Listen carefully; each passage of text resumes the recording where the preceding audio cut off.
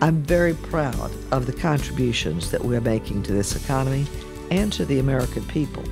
Our best-in-the-world workforce, the ingenuity of American engineers who are always pushing the envelope, the hard work of the American manufacturing line workers who are stubbornly committed to a standard of excellence that makes the United States best in class. This together is a national treasure, these workers. And it is thanks to these men and women that the aerospace and defense industry is truly second to none in the world. Aerospace industry workers are highly skilled, highly trained. Skilled jobs given middle-class families a chance to live the American dream.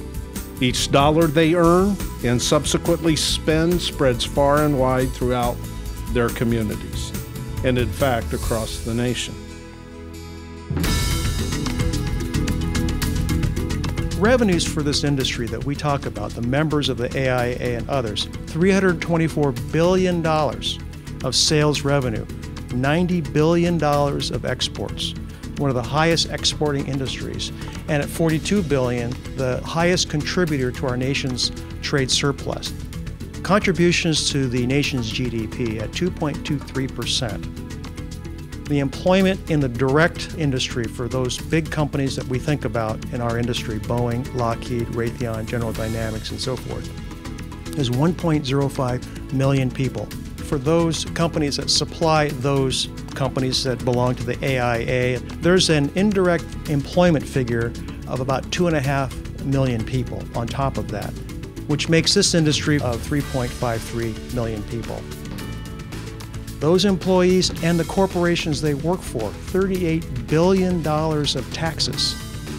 This is a very high wage industry, $84 billion of wages paid to the workers.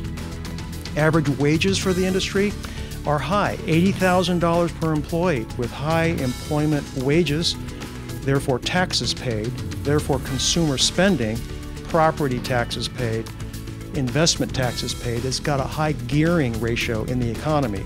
It's given our society some of the most iconic space and science and technology innovations of our time, including the Apollo moon mission, GPS navigation, which we've all become accustomed to, unmanned aircraft, which has made such a difference in the way that we defend ourselves, the internet, contributions to other industries such as medicine, energy, material sciences, and so forth.